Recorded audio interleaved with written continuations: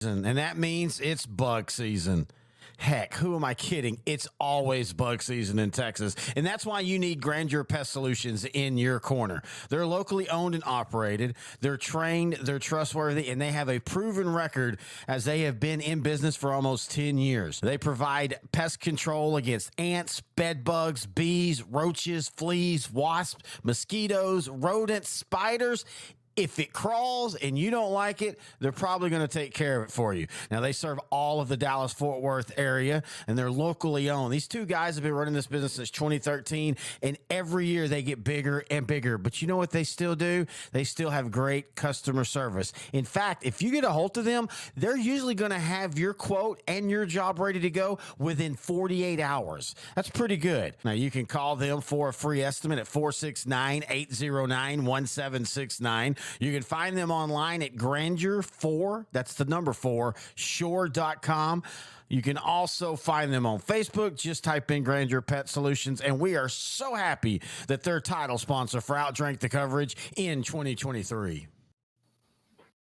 L4 Media, we talk high school football, 4A, 3A, and 2A in Texas. We talk East Texas sports. We talk NFL, guy talk, movie and booze. We also talk wrestling and so much more. So like and subscribe and check us out.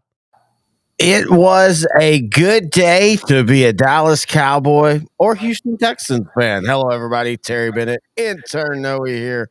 OutDrank The Coverage, brought to you by Grandeur Pest Solutions. And before we begin, Mr. Intern, wait, do you go by Mr. Noe or Mr. Intern? It just depends on the day, I guess. Ooh, a little frappy there. But how are you doing, and what are you drinking? I'm doing well. Today I'm drinking whiskey, but it's Indiana whiskey. I'm trying something different. It's the bottle's called the Morning Glory. Where's it from? It's from the Spirits of French Lick. Who's from French Lick? Larry Bird, Larry Legend. So it's Great. Larry Bird's ball sweat you're drinking. Yes. So all whiskey, all bourbon, it has to be made by at least 50% corn, which this is. This is 2/3 corn. But the thing that makes this different is the Morning Glory Kasha bourbon. And Kasha is just buckwheat that's roasted. Oh. So saw it at the Total Wine, decided to get it. Oh. It's like slightly vanilla, caramel, really more vanilla. And then when you taste it, it's kind of like grassy. Mm-hmm. It's weird. It's like grassy, but also a little sweet. So, but I like it. It's not something I probably would get normally, but once in a blue moon type thing. Yeah. So Terry, how are you, and what are you drinking? Well, I am doing very good. It was a amazing football weekend for Terry the fan. I think I texted you with about 1 minute left in the Big 12 championship game. It's so nice to know that multiple teams I root for can win in 1 year. I mean, no matter what happens in football, the Texas Rangers made this one of the best years sports-wise for me. But University of Texas football program getting into the playoffs, the Cowboys 9-3. All of a sudden, maybe there's a light at the end of that tunnel. We're going to be talking all about that. But first, in honor of us adding the Houston Texans, and yes, the Houston Oilers, no, not the Tennessee Titans. That's just decorative up there. But in honor of that, I'm drinking an all Texas vodka today. One of my favorites, Tito's. I've been with Tito's since they were. You remember when you could buy Tito's for a handle for like $10, like in 2012, 2013? That's how long I've been drinking Tito's. And so on a day that we celebrate the University of Texas on our college show and the NFL Texas teams, I am like you, I'm very Texan. So you go back to your. I can't say that, can I? Go back to Irving, Noe. Just go back to Irving, man. Just please. So let's go ahead and talk about the NFL. Your overarching opinions after this past week, Thanksgiving week, of course, week 13 of the NFL. What is your overarching view of the NFL right now? I think there's a power shift. I think, well, one, power shift at the top, and two, a very jumbled mess for the wild card spot in both conferences. Just seeing what San Francisco did to Philadelphia yesterday was just impressive. Yeah. And most of the East Coast games were affected by the rain, but just watching what the West Coast team going to the East Coast did was pretty impressive. Just seeing, I mean, that fight at the sideline was pretty unique too, just with the head of security for the Eagles and then 49er linebacker Dre Greenlaw. Yeah, we'll get into that. That was very interesting, but it was also very Philly, was it not? I was impressed with the Rams and the Packers. Hey, did I not say that about the Rams? Have I not been saying that all year long that this team is not? I'm not in any way trying to claim that they're a Super Bowl contending team, but this team is not as far down the ladder as people think, and they are now legitimately in play for a playoff spot. Hey, I'll be the first one to say I stand corrected because I really thought them and the Cardinals were going to be fighting for the number one spot. Um, but with what they're doing now, they found the running game, which is a very key staple in McVay's offense, going back to Todd Gurley days. Even when he was a coordinator for Washington, they needed the running game. But Kyron Williams showing out, Stafford, uh, Aaron Donald, I mean, he's been playing fine, but he's not even really the focal point. I'm just more impressed with like Puka Nakua, what they've done with all this talent. The most impressive thing about yesterday for the Rams is that Stafford didn't even get sacked. Clean sheet. And that Yeah, was, to me, their weakest point or part of their offense. Going into exactly. the season, it was Stafford, it was Cooper Cup, and it was Aaron Donald. And to be honest with you, those three are not even the biggest factors to this team being so good this season. No, I totally agree, and I'll tell you this right now. They're doing a really good job of transitioning with that salary cap to a younger, running back. Now you got to worry about, and this is all running backs, but Kyron does seem like he might be a little bit injury prone. You have to worry about that. Yeah. You're gonna have to figure out your quarterback because Stafford, you can tell he's throwing better now than even when he was 4 or 5 weeks ago. Like when Dallas played, you could tell that elbow is better now. He still has zip on it, but they're going to have to make some changes. But I kept trying to tell people they're not that far away, and the schedules. I mean, again, we get caught up in like, oh, Dallas has only played so many winning teams, but that's the NFL now. Everybody, you're going to have 3 or 4 teams that are all going to finish with 11 wins and above. You're going to have 3 or 4 teams that are all going to finish with 5 wins or less, and then everybody else, the other 20 teams, are all going to be just sitting in this group of 10-7 to 7-10s, and it's this is what the NFL wanted. They wanted the last week of the season there being 42 different possibilities for teams to get into the playoffs, and I enjoy it too.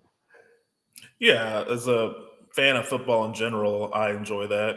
Now, as a Dallas Cowboy fan, I wish Dallas was 16-0 going into the final week, could rest everybody. But in this case, it's fine. It's for the betterment of football. I think having a lot of teams competing, not just in the last weekend, just overall during the season. I mean, there's 32 teams in the NFL, and all of them have at least playoff aspirations going into the season. Now, Yeah, reality will set in, injuries will set in, but I don't think there's any other sport where you can say that. A lot of teams, like in other sports, like baseball especially, they're purposely tanking now because they're following the Astros blueprint. So there's a third of the league just hoping to see one or two young stars stand out so they can develop using yeah. those guys as cornerstones going forward. But in football, I mean, you can turn your team around in 1 year. Look at what the Texans did this year. Yeah, and let's go ahead and start with them again.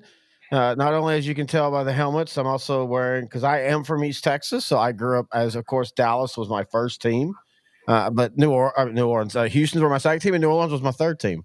I was lucky. I grew up in between overlapping of 2 different television coverage areas, so on Sunday we got 4 games a lot of times. We would get the Cowboys and the Oilers, and then we would get the second games from both networks a lot of times too. So I was having the red zone and the ticket before anybody else was. But let's go ahead and jump into Houston. Look, as great as everything has been this year, these are the type of wins you've got to have if you're going to be a team that makes the playoffs. And I thought this was one of those gritty, gutty type of wins where there were times in the game I didn't know if they were going to be able to pull it off. And be honest, I mean, good point. Be honest with you, I was thinking more of they just had a tough loss in the division against Jacksonville. How would they They're respond? hosting, they're hosting a team that's won 5 games in a row. Not maybe the prettiest style of football, but they're still winning. They have veteran leadership.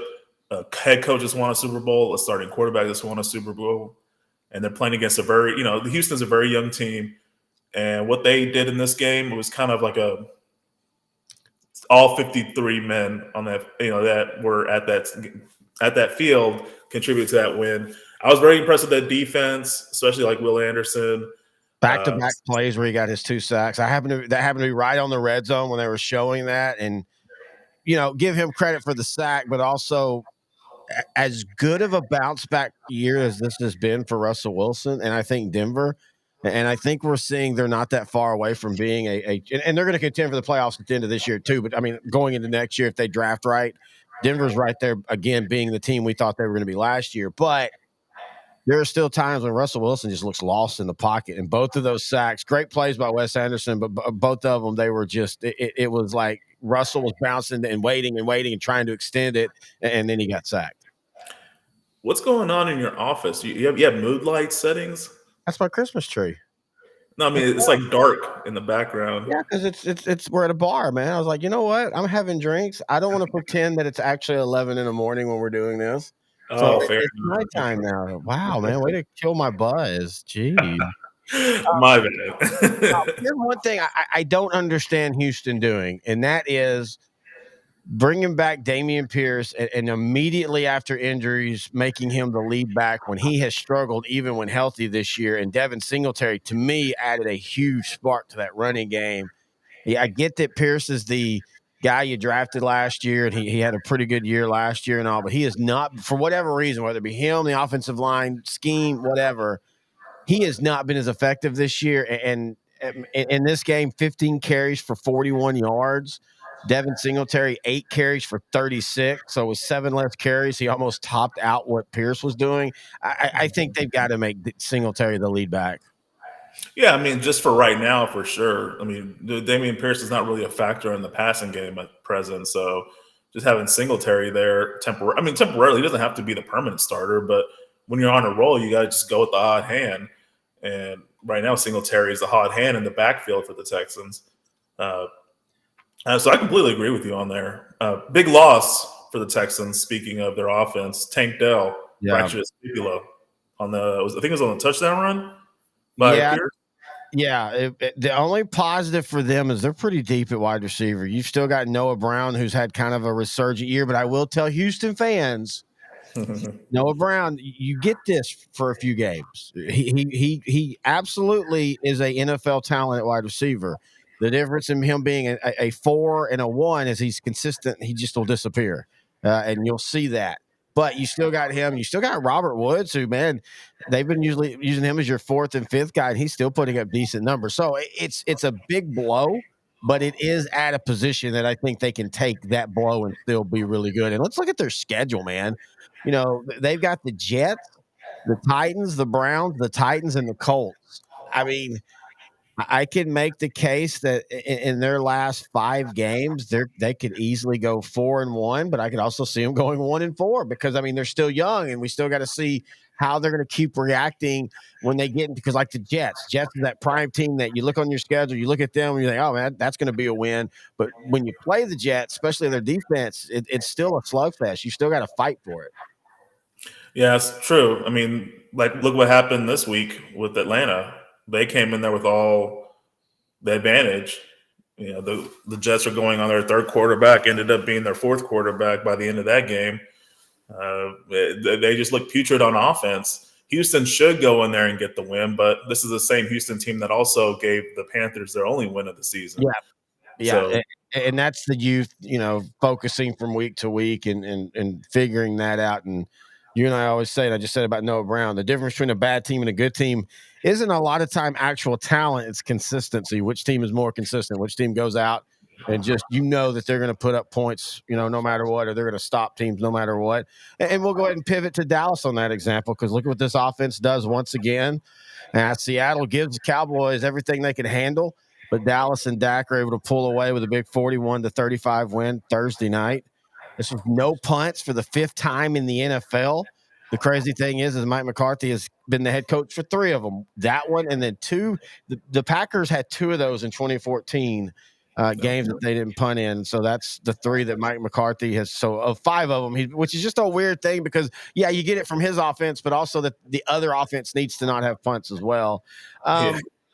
I know a lot of people are going to make a case about, Deron Bland kind of getting bullied at times, but I hate that we're in this era where we act like a top-notch player never has a bad game. They do. B, this was also, I think, Dan Quinn's hubris of we can line anybody up and we're going to be aggressive. That's great, but if you're not, and this is what you and I talked about before, if you're not getting to the quarterback, you're going to be exposing your corners. And Metcalf, when he's on top of his game, is still one of the top 5 wide receivers in football. Yeah, this is kind of a breakout game for the Seahawks offense. I was really shocked. You and I were thinking about this game as double-digit Cowboy wins. I mean, you figured Cowboys would struggle just because they've been on a roll. Seattle is no slouch, but they were injured. Like you saw Geno Smith, the quarterback for the Seahawks. You saw his right arm had a black sleeve on it because his elbow is not the best right now. And then Kenneth Walker was out, but it didn't really matter. They just plugged and played different players, and the Seahawks did well. Zach Charbonnet, rookie from UCLA, he had 19 carries for 60 yards and a touchdown. He did very serviceable. DK just had a breakout game for the season, kind of what he was doing in 2020 when he was becoming an almost all-pro at that point. 134 yards and 3 touchdowns. So, yeah, I really thought Dallas on defense would kind of carry this game, get a couple of turnovers. They ended up getting the turnover. Deron Bland got his 8th interception, but it was a surprise to me how well Seattle was able to drive. Geno Smith made a lot of quick decisions that really kind of ended up hurting and negating the Cowboys' pass rush. Yep. But hey, in saying that, the last 3 drives when Dallas needed them, they got 3 straight 4th and outs. The pass rush made the difference in that last play. And I don't care what Geno Smith says. There is no way in hell Seattle supposedly drew up a play that was, hey, let's leave Micah Parsons unblocked, and I get the idea. You have him rush, you throw behind him. The problem is he is at a different speed than even a Nick Bosa or somebody like that. You cannot leave Micah Parsons unrushed and then expect to just dump the ball over him. Yeah, you can't leave him. Yeah, I mean, even one-on-one, he can dominate right tackles very easily. So, yeah, there's no way. I mean, Geno's just lying, obviously. But, yeah, when the Cowboys defense really needed the stop, they were able to get the stop. And that was the difference in this game. 6-point win. It was a win Dallas needed. All jokes aside, they're still in the hunt for the division. They might not get a 1 seed, but there's still a possibility, especially with the big matchup next Sunday night. I mean, there's a legitimate possibility. People are acting like, this is a long shot, but it's really not, because if Dallas wins against the Eagles this Sunday night, they'll technically be in first place by percentage points. Now, if both teams finish 14-3, then yes, the Eagles will get the spot.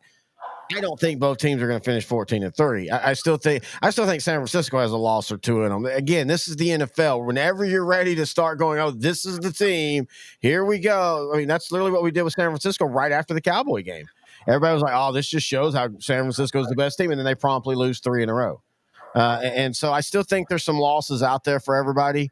But yeah, this is a huge game. Of course, we'll talk about it here in a little bit. But let's go ahead and let's pivot now to that San Francisco-Philadelphia game. So even though we're a Cowboy podcast, Dak was amazing. I mean, let's be honest. This was the first game this year, and it's perfectly fine that we're this far into the season that this is the first one. But this is the first one where Dak was basically like, okay, I have to win the game, and he went out and did it. He did. He finally, some team got to him. He wasn't sacked the last couple of games. Seattle, which is a decent team, they were able to get to Dak, and he was unbothered. I mean, he was able to keep slinging it. He's looking like an MVP right now, but just being objective, he's going to have to do this against Philadelphia and Buffalo, and Miami coming up, and Detroit. The next 4 games are going to be the really tough stretch for the Cowboys, and if they can go 3-1 or 2-2, and Dak looks impressive in all 4 games, there's a case for him to be an MVP candidate. But take it one game at a time, like a great coach would say. I think if they beat the Eagles, there's a legitimate 3-1. Buffalo, I just don't think is as good of a team. Uh, they've got an offense good enough to keep them around. In fact, I kind of maybe see the Dallas Buffalo game being a little bit more like the Dallas Seattle, but Dallas getting more pressure. Yeah. But if they beat the Eagles, beat the Lions, honestly, they can go 2-2, and I'll be happy. I have no I have no uh, if they get the division, that's great, but I don't think they will. And so I just want them to be playing as well as they can. I know the whole road thing, but Jesus, man, you've played in San Francisco and you've played in Philly enough at this point. I mean, yeah, being on the road is just pain in the butt, but that's what Kyle Kyle blah blah blah, head coach of the Niners. Boy, this I haven't had two of them. Shanahan. Yeah, Shanahan. He was talking about it. Like we've been here enough that where this feels comfortable to us. And we're talking about a team in San Francisco that might go into Philly 3 out of 7 years. Dallas is there every year. So if you have to play Philadelphia on the road in the playoffs, that shouldn't be that big of a deal, in my opinion. Yeah, I mean, weather might play a factor, but outside of that, But it you shouldn't. can make the case that what the Eagles do, weather affects them just as much. I mean, these two teams mirror each other. They both want to run more. They don't. They can though if forced to. They both want to throw the ball down the field, and they both have quarterbacks that are mobile. They're just mobile in different ways. Dak more and more is going to throw when he gets out of the pocket, which I think that just makes him so deadly. Jalen will do the same, but Jalen also, you'll look up and all of a sudden he has 65 yards on the ground. But I mean, Right. I think weather affects these two teams the same. But let's go to San Francisco, Philadelphia. The Niners dominate them 42-19. It wasn't even that close. Dude, I mean, when San Francisco's healthy, they are by far the best team maybe the NFL. Yeah, I mean they have the deepest stars in football. Stars, they have a. Yeah, I would say Purdy's played a full season. Everybody has the game tape. He's a star quarterback. He just was Mr. Irrelevant last year as far as the last pick in the draft. But he's a star quarterback. They have a star running back and a pretty solid backup running back in Elijah Mitchell. They got Debo. Like they just interchange on offense at the Yep. receiver position. Who's going to be a star? Yesterday was Debo Samuel. Some weeks it's going to be Brandon Ayuk. Some weeks it's going to be George Kittle. It doesn't really. And then yesterday they just spliced in Jawan Jennings for a touchdown as well. So when I say deep, I mean they have stars at every single position. And this was a complete game. This is probably how the NFC title game could have gone, maybe a little bit closer had Brock Purdy not gotten knocked out after 4 attempts. It was hey, as kudos to the 49ers. They came in there and they punched the Eagles in the mouth. Eagles could not do anything after the first few drives. You could see what the 49ers were concentrating on. They were really like targeting making Jalen Hurts throw the ball. They were Yeah. making sure they would be one-dimensional. And Hurts is a great passer, but if you make this Eagles team not be able to run the ball, they're going to have a lot of 3-and-outs. They're going to have a lot of failed third down attempts. He's not going to throw 80%. So they're just banking on him getting 60% completions. And that usually makes a difference. I mean, if you can look at their offensive stats and say, oh, well, AJ Brown, I'm over 100 yards. Devontae Smith had over or almost 100. But some of that stuff was sadly in garbage time. Oh yeah. Oh yeah. Um, there was never in doubt in this game. I know the Eagles started out 6-0, but it just didn't feel like it felt like when they were getting field goals, like that was going to come back to bite them, and it did. Yeah. The Niners then proceeded to score 21 straight points and make it 21-16. Jalen Hurts had a touchdown up the middle that kept it 21-13, but it still just felt like, unless San Francisco just started turning the ball over, that they were going to eventually grind them down. And that's exactly what they did.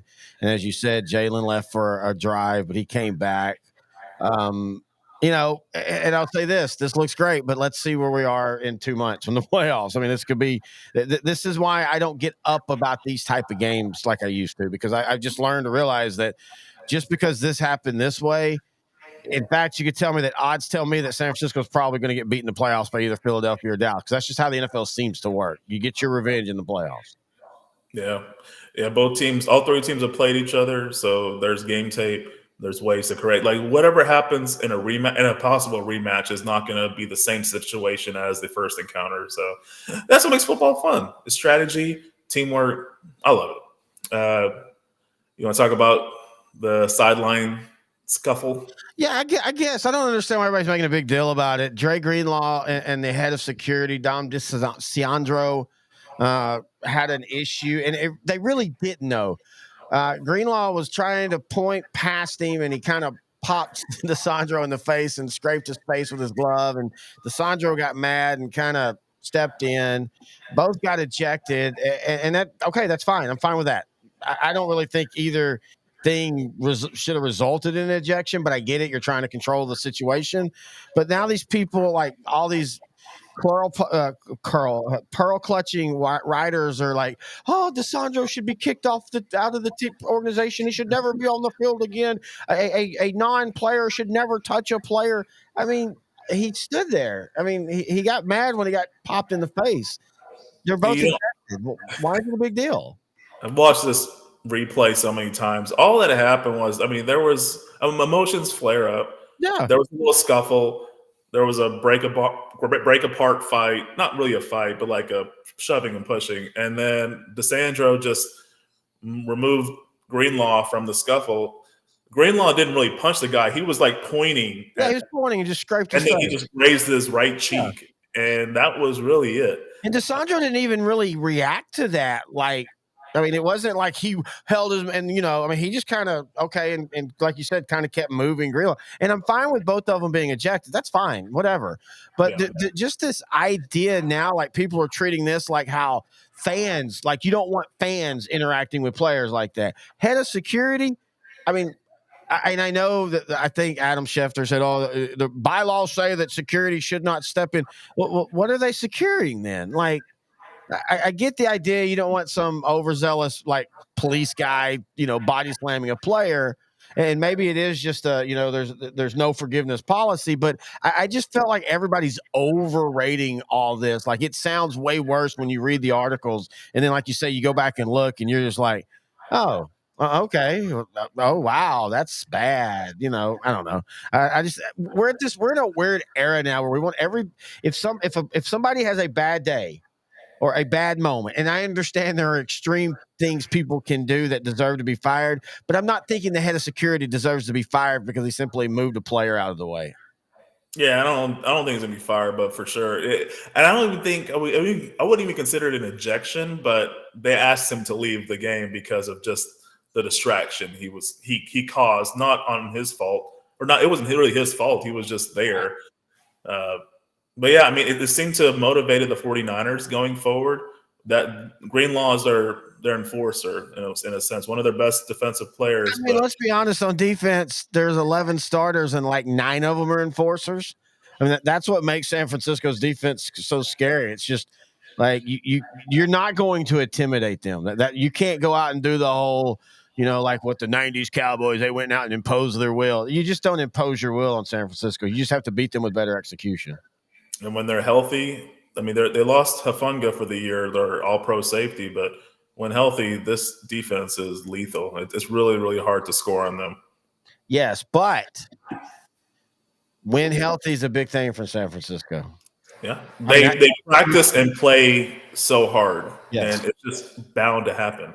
Okay, no, stop! Don't bring that back up. We just defended something with the Eagles, so we have to take a drink. Cheers. I hate the Eagles.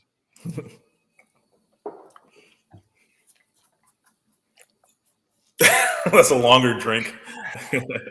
That Gatorade tastes so good. Gator tail. There you go. Well, I'm being fancy. It's deconstructed Gator tail, meaning there's vodka in one cup and Gatorade in the other. All right, let's go to last night's game. We're kind of keying off the top teams and how they perform before we finish up with the rest of the league. I think it's time to say that Kansas City has some issues, and I don't mean like they're about to crater, but I don't think they're San Francisco. I don't think they're a Super Bowl favorite at the moment in the AFC.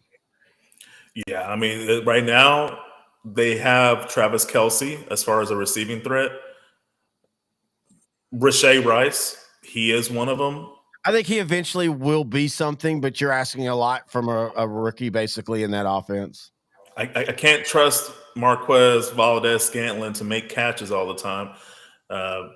That's really it. I mean, Pacheco might end up like former Cowboy, that kind of just ran out of steam. Hard hitting running back from the mid to late 2000s. Marion Barber? Yeah, kind of reminds me of him in that sense. Really? He runs tough. He Oh, runs. Yeah, he no, runs. they're tough, but I kind of think he's one of those that's here to stay type of backs.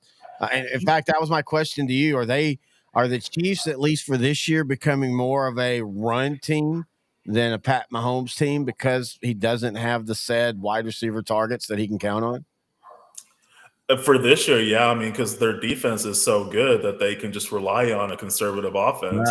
Their defense, the last two games, have given up back-to-back 14-point deficits. I think their defense is good. And again, even we talk about all great defenses. Nobody goes the whole year holding everybody under 10 points, but it was the Raiders and the Packers, and Jordan Love is starting to come together. And again, go back to Matt LaFleur admitting 2 weeks ago that maybe they were being a little too conservative, and it was time to just, hey, this is our offense, go run it. Yeah. And you and I talked about it. Green Bay, man, they're in the NFC after Dallas at 5. Everything else is going to be a cluster, and I think there's going to be a couple weird teams that end up sitting in the playoffs, and Green Bay could definitely be one of those. And do you really want to play a Green Bay in the playoffs? Because man, that maybe it's just us, and and I know Aaron Rodgers isn't there anymore. We just have that fear because Jesus Christ, you give Dallas a 28-0 lead against them, and they'll find a way to lose it to the Packers. But this is why I do love parity, though, because 3 weeks ago the Packers were talking about their first round draft pick. Now they're talking about, hey, if we win 3 out of 5, we might find ourselves in the playoffs. Yeah, it's wide open. I mean, looking at the playoff standings right now, the 6th seed Minnesota Vikings, they're 6-6. The number 13 seed Chicago Bears are 4-8. That's just a 2-game difference between 7-8 spots. And yeah, you're right. Anything can happen. Right now, Packers kind of have the hot hand because they probably have the best playing quarterback out of seed 6 through 13 right now. Jordan Love has just been on fire the last couple of games. He's been playing better than Mayfield, been playing better than Geno, been playing better than, or right on par, probably maybe even a little better than Stafford. Whoever Minnesota trots out at quarterback, he's been playing better than them. Carr, if he can stay on the field. Now, Well, of course, if they started Jameis Winston, this would even be. I know. But no, Derek Carr, I mean, let's be honest. He's for what they gave up. And I like Derek Carr. And I legitimately, and maybe it's not Derek Carr, maybe it's the offense, because I think we've just went from such an extreme of Sean Payton and all the cool things he would do to what they have now. But Derek Carr is not. It's been a failure. I mean, you literally could have started James Winston and had the without giving up $100 million and all that, and I guarantee you're at least at worst the exact same record you have now. No, I 100% agree. I mean, there would have been some head scratch games where he would have thrown 5 interceptions, but yeah, I really think that you're not really losing much going from Derek Carr to Jameis Winston. So yeah. Is Derek Carr one of those? And I hate to do this because we don't usually do this, but he kind of reminds me of like when Joe Flacco went to Denver. Remember, we really thought, oh, Denver's back. Flacco's got enough in the tank with that defense. They're going to go 11-5. It's going to be ugly, but you don't want to go out to Colorado for the first round of the playoffs. And Joe Flacco just never looked like he was interested. Derek Carr, maybe that's just his demeanor, but he just looks like he's going through the motions in New Orleans. We'll see how the rest of his career plays out, but man, that is a very good comparison and very one that's on point considering who started for the Browns yesterday. Oh, wow. Speaking of, let's flip over there. I know they lost, but this was one of those games and we already talked a little bit about with Matt Stafford and the Rams, but this was one of those losses for the Browns that actually, it's not going to be that big of a deal. It's an NFC loss. It sucks, but they're still firmly at the 6th spot. They own the tiebreaker over the Colts, who are in the 7th spot. So they're basically 2 games up on them and the Steelers, and look at Steelers yesterday, man. Wow. Boy, that Matt Canada, that happiness that lasted all of 1 week as the defense. I mean, the offense looked like shit against Arizona. So for Cleveland, I know DRT is younger, but the way Flacco threw the ball, I'm going Flacco the rest of the way if I'm the Browns. I just think that's the way you get to the playoffs. It reminded me of the old Flacco where he just not scared to make any kind of throw. He could throw it anywhere. He just stands in that pocket, sees a read, makes the throw, and it was working for most of Yeah, the he was game. throwing for dimes, man. Yeah, he still has the arm. I think he underthrew one guy, but outside of that, I mean, he cannon of an arm still at 38 years old.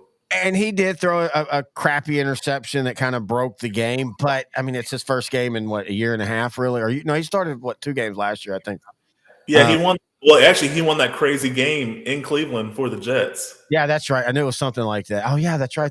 Where everybody assumed that the Browns were going to win, and then it was that crazy fourth quarter. But yeah, for the Browns, I know it sucks. This loss sucks, but they should be okay. Now you got to take care of it, and they've got a tough one this week against Jacksonville. But I mean, let's be honest, Jacksonville, like, they're really good. And in fact, a lot of things they're doing, I could make the case that they're the number one team in the AFC right now, possibly. But in saying that, I don't think there's anybody that's afraid to play them, if that makes sense. I think when you see San Francisco on your schedule, you're like, oh crap, get the ice pass ready, get the extra injury stuff. This is gonna be a physical. It's gonna be rough. When you play Jacksonville, I think you're thinking, okay, we have a chance, but Jacksonville just keeps doing a little bit more each game than their opponent does. Yeah, big difference with Jacksonville this year than last year. Outside of Calvin Ridley, is more on their defense. They're being more opportunistic. They're getting the pass rush. They're getting turnovers, and that's kind of been the difference with them. I mean, they were 9-8 last year, division winners, but now they're 8-3. Probably will win tonight, Monday Night Football, home game versus the Bengals, who don't have Joe Burrow. They'll probably win tonight, go 9-3, and right now 9-3 is good enough for the number one seed, which Miami Dolphins now have in the AFC. And again, Miami's one of those that, yeah, man, they can put up some PlayStation numbers against opponents. They did it this week against Washington, Yeah. 45-15. But I mean, they're like Dallas. When they play a team that's with a winning record, they lose or barely scrape by, and it's kind of ugly. And I'll still go by. I still think the whatever's out on if Tua is truly this is a top 5 quarterback, or is it we've built a system around him? There's nothing wrong with either one, except for in those moments when you need him to be great. And it's like every game he makes a couple throws that you just go, okay, why did you throw that? That you didn't need to throw that. Now this past week he had a clean sheet, but he only threw the ball 24 times. They could run with ease against Washington. Yeah, especially with Devin Achane back, it's just a very lethal team. I mean, Raheem Mostert, he's 31 years old, running out of his mind this year. Doesn't he have like the legs of a 24-year-old because he's missed so much time? Hey, you know what? You are correct. He has missed a lot of time. He kind of had a late start. He really didn't pop up into the NFL sphere until like 2017, 2018. So, yeah, he is a guy that probably could be like Riggins, where he can just run until his mid-30s and be fine.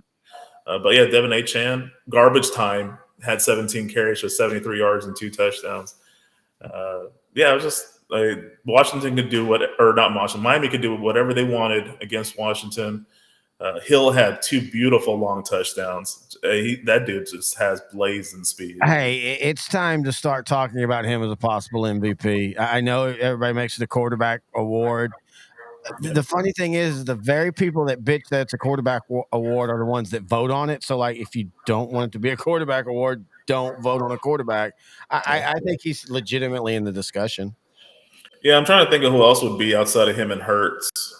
I mean, but before Sunday, I would have said Hurts is a clear winner. But yeah, Hill right now is up Dak's there. in the conversation. We can, jokes all aside, Dak Prescott has proven that he's having one. If we're just going on how they're playing right now, Yeah. and so I don't want to hear these people that are Cowboy fans that hate Dak or just anti-Cowboy fans. No, he's not. Right now, Dak Prescott's playing like a top 3 quarterback in the league. I mean, there's no way around that. You can't. There's no way. And this whole idea of who they've played. This isn't college. You don't win with style points. You just go out and win. If you're, I mean, does everybody think Emmitt Smith and all them only played San Francisco 16 times a week back in the day? They played a lot of crappy teams, and that's where they built their stats up. Sometimes that's how it's always been. That's sports. But right now, Dak's a top 3 guy, and I think he's definitely in it. And if they end up going 3-2 or better in their last 5 games, and he doesn't have like some big collapse, like if he plays, like if they, let's say they lose to I'm just saying the Fins and the Buffalo Bills, but both games they lose like 31-28, and for the most part, Dak's in those 2 games 5 touchdowns, 1 interception, and then they win the other 3 games. I think that he's definitely up for an MVP. 3 wins would guarantee them the 5th spot. But yeah, they go 3-2 to finish the season. That means one of the teams they beat was a pretty solid to really good team. Yeah, right. As of right now, Dak's in the top 5 consideration for MVP, Yeah. possibly top 3. Again, McCaffrey should be included in that list. There's a lot of good options. This has been the year that defenses have kind of stepped up for most part. Now you see Miami with the video game numbers and Dallas with video game numbers against weaker competition, but mostly it's been really defensive driven this year. So trying to think of anyone on the defensive side. You really can't do Khalil Mack just because most of his sacks came in like against the Patriots, and then who was the team he played against that he got 6 sacks against? Bears. Yeah, so Raiders. I can't remember now. Yeah, but a lot of it's been padded. Yeah. Oh yeah. If you're talking defensively, unfortunately, I think Deron Bland took himself out of the Defensive Player of the Year award last week. Fair or not, I mean, unless he just goes on and shuts down, like if he shuts down Tyreek Hill and Stephon Diggs and AJ Brown in the next 3 games, okay, he's played himself back into it. I think he's got all pro knockdown. But it all depends on if TJ Watts or if Parsons or Mack or Bosa, if any of them actually threaten the sack record, then I could see that happening. I think you can make the case that Micah Parsons proved in that Seattle game what it means when he's getting back to the quarterback, because when he started getting back there in the 3rd quarter, for all the talk about the defense, is really the first half. The Dallas defense in the second half, I thought played pretty darn good. Yeah. I mean, yeah, that's true. Where do you want to go now? I'm sorry. I was making sure. Yeah. In the second half, Seattle had 7 points and 7 points, but they also had an interception and 3 drives that ended without, on 4th down. So, I mean, yeah, there was no punch, but it wasn't like in the second half, because it wasn't like Seattle just kept scoring up. And you were right. Again, inside the moment, I'm the worst fan. Outside it, I remember you said it right. And I knew you were right. You didn't think Seattle could hold up in a score fest. And you're right. That's what makes Dallas's offense so good. That's why it was so frustrating at the beginning of the year when Mike McCarthy's trying to, well, we want to run the ball and play keep. Your defense is good enough now that you can be aggressive on offense. You don't have to protect your defense. And it's time to stop playing like that on offense. And I'm glad that we're seeing Dallas be like, screw it, we're going to go down the field on 3rd and 6. I like the call at the end. I know, yeah, they could have ran off 40 more seconds, but you know what? If that play happens, now I didn't like the play call. I didn't like going for a touchdown, but I would have loved to see Dak roll out in a run pass option. But I like the aggressiveness on that instead of just, let's just put the head down and run off 40 seconds. Because you and I have seen that story too many times, and it ends with Dallas losing on a fluke weird play in the back of the end zone. Fair point. Yeah, I mean, McCarthy has the talent to be more aggressive on 4th downs, and for more than half the times Dallas converts on them, so it's not as bad. That wasn't a big difference in the Thursday game. The Seattle just couldn't convert on any 4th down. They wouldn't run. Yeah, they wouldn't. There was an opportunity for a tush push. Yeah, that Philadelphia is kind of making really popular right now, and they just were in shotgun formation. It was just shocking to me. I thought they would just do quarterback sneak and get the first. That last one, they got 2nd and 3. Mm-hmm. And then tried to throw 3 straight times. That's just bad football right there. That's just bad play calling. Okay. And the head coach is a legend, Pete Carroll. Like you wouldn't think he would. Oh wait. I just realized my personal world with Pete Carroll on 4th downs has been pretty damn good. Yes, yeah. Thank you, Pete Carroll. You keep going for it. Hey, Indianapolis won one of those games that you need to win if you're going to make the playoffs. When they beat a a Tennessee team that's not good enough to be a playoff team, but not bad enough to look over in overtime as Minshew hit Pittman Jr. That was a back and forth game that saw them block a touchdown, I block a punt, get a touchdown, and then on the 2-point conversion, throw an interception that became a pick two. So Yeah. you had that weird. I've never seen that happen. Where basically back to back huge plays. But again, seriously, really, really solid win for Indianapolis, who is at this point kind of doing it with baling wire. Yeah, but in this game, it was Gardner Minshew. Man, he had over 300 yards. Pittman's been coming on lately, but they've thrown in Alex Pierce, their draft pick from a couple years ago. He had 100 yards and a touchdown. And then, they don't have Jonathan Taylor for the next few weeks. So Zach Moss has been reinserted. They really didn't run that well, but he got 51 yards. Yeah, I mean, he did what you wanted to do. He ground you down. Like you said, them having Pierce, and then I know he didn't have a great game this week, but Josh Downs has stepped up as the third guy at wide receiver. And again, this is a Colts team that when you look at their schedule, hang on, let me look at their schedule. Where did that go? Hey, dude, Shane Steichen, first year without your star rookie quarterback, and he's done a great job without his star running back. He should be up there in most of the year consideration, along with McVay and O'Connell at Minnesota. Yeah, because I mean, you look at a team that at one point had lost 3 in a row, 4 of 3, and then since that point they've won 4 in a row. They've got Cincinnati, Pittsburgh, Atlanta, Vegas, and Houston next. I mean, it could easily be 4-1 without even 1-4 though, and that's a conservative guess. Yeah, but I mean, they could be 1-4 too, though. That's the fun. If you like parody of the NFL, I can see this Indianapolis team finishing strong, being a number 6 seed in the playoffs. Maybe even if Jacksonville falters. Now they don't play them anymore this year. In fact, they've only got one more division game. That's the last one against Houston. And they got the Jaguars too, so they already lost that tiebreaker. Yep. Wait. Oh wow, that's right. They finally lost to Jacksonville.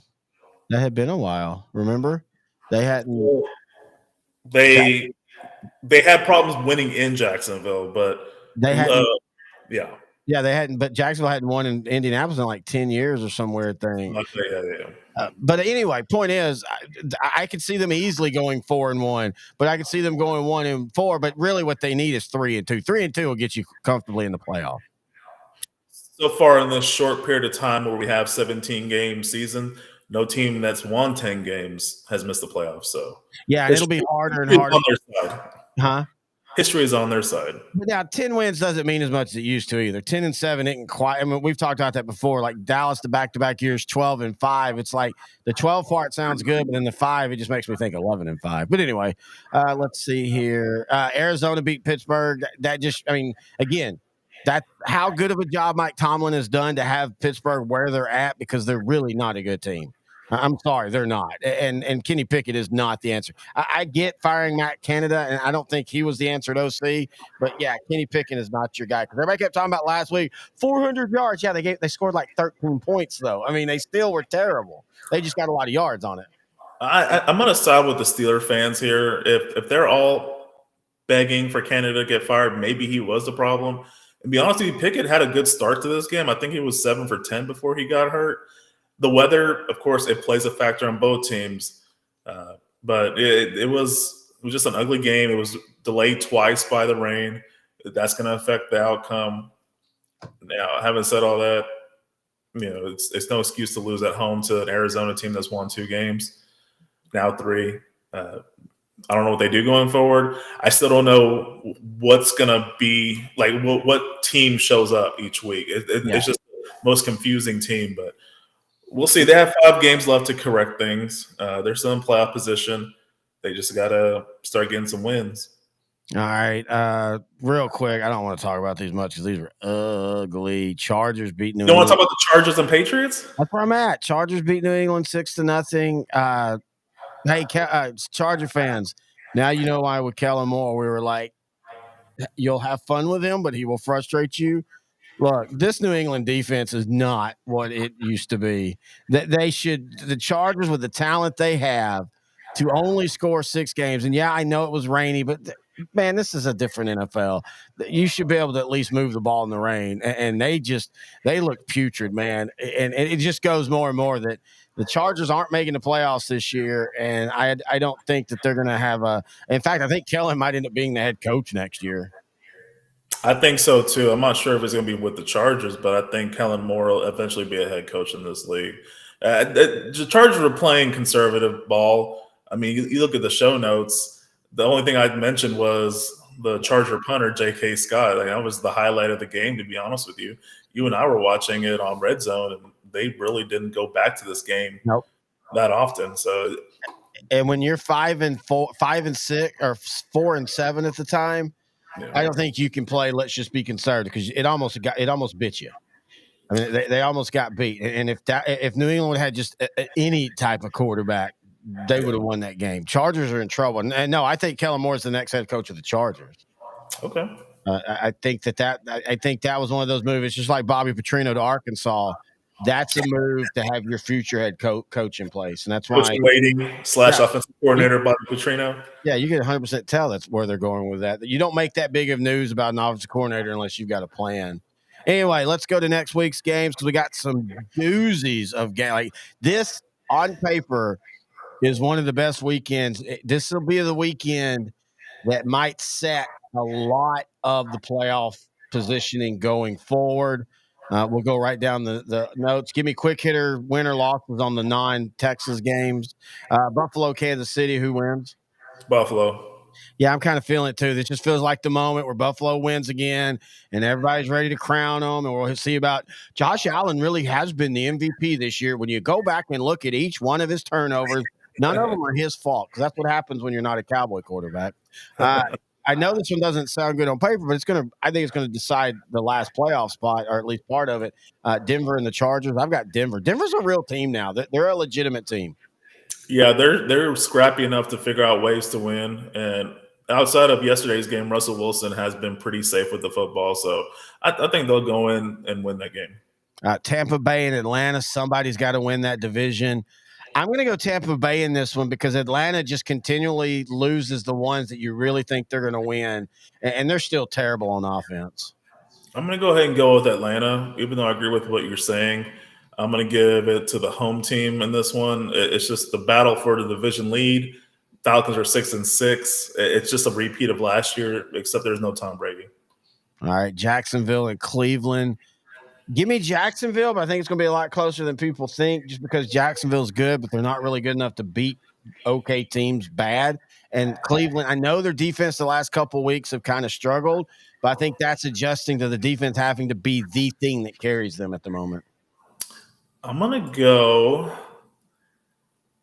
Yeah, I agree with you. Just go with them. Yeah. Rams in Baltimore. You know what? I changed my mind. I'm going to go with the Browns. I think Flacco gets 300. I have Browns winning that game. That's what I said. I was saying Jacksonville's good, but they're not good enough yet that they've shown that they can just comfortably win a game like this. And I think Cleveland defensively is kind of having to readjust to be, okay, now it's all on you. And yeah, they've struggled the last 2 weeks, but again, as good as Jacksonville is, their offensive numbers aren't like, oh my God, or anything. Yeah, fair.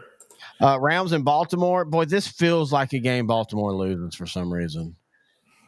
They have a healthy Lamar Jackson, and their defense is playing great. I'm going to go with the home team. I'm going to go with the Ravens. I have no problem, and they should win. But this, for some reason, this feels like a game that's already been played this year. And then Seattle, San Francisco. I'm going to call the upset. I think Seattle figured something out that they had lost from last year in this game against Dallas, and that's be aggressive. I think that's the thing that they've tried to, they had to throw it all over the field last year, and it got them into the playoffs. And then this year they were talking about, we got to go back to what we used to be. Why? I don't understand why when something works, you don't just stick with it. Why do you have to be what you used to be? What you used to be doesn't work anymore. You don't have a secondary that you can lock down your opponents. Bobby Wagner, I'd still love him on Dallas, but you could tell in that Dallas game, he gets lost in pass coverage, and that's something you used to not say because Jake Ferguson, him and Jamal just absolutely just dominated both of them. But I just think that the thing about San Francisco is if you block them up, they can be thrown on, just like Dallas. I think they block them up, and I think Seattle keeps their playoff alive. I'm going to go with San Francisco. I think they're in the December push. I think they're going to probably sweep the rest of the season, uh, starting with this game. I think Seattle's offense will score more than we think, but I think San Francisco will prevail in the end. All right, Houston versus the Jets. If they let Devin Singletary run, the Jets' run defense is actually not that good this year. I like Houston, but just like with every Jets game, it's either going to be ugly, low scoring, you win, or the Jets give up around the third quarter and you win by 3 or 4 touchdowns. But I do think Houston wins. If Aaron Rodgers comes back He's in not this game, coming back. I think the Jets win. But if he doesn't, I think Houston wins no matter what. He's not coming back. Then, of course, the big game, Philadelphia, the Cowboys, Sunday Night Football in Dallas. Of course, last year, Dallas lost by, it was a big score early, and then Dallas got back into it against in Philly, kind of like this one, except for it was never a big score, but Dallas was kind of playing it behind for a lot of it, and then you can make the case they should have won. Yeah. But then last year in the rematch, Dallas won at home, and I see it being the same way. I think Philadelphia and Dallas match up really well against each other, so that just means whoever's playing that day will win, and just give me Dallas at home because that's kind of where this series has been the last 15 years. Yeah, it's just been splitting for the most part for the past few years. So yeah, I think Dallas will win just by the fact that these teams have split the last couple of years. So yeah, Dallas by double digits. All right, and that's going to do it for the NFL show. Hey, make sure you stay tuned. We're going to record our college show. Playoffs came out. Did Florida State get screwed or not? We'll talk about that on the college edition of OutDrank the Coverage. Until then, he's Unturn Noe. I'm Terry, and this has been Grandeur Pest Solutions. OutDrank the Coverage on L4 Media.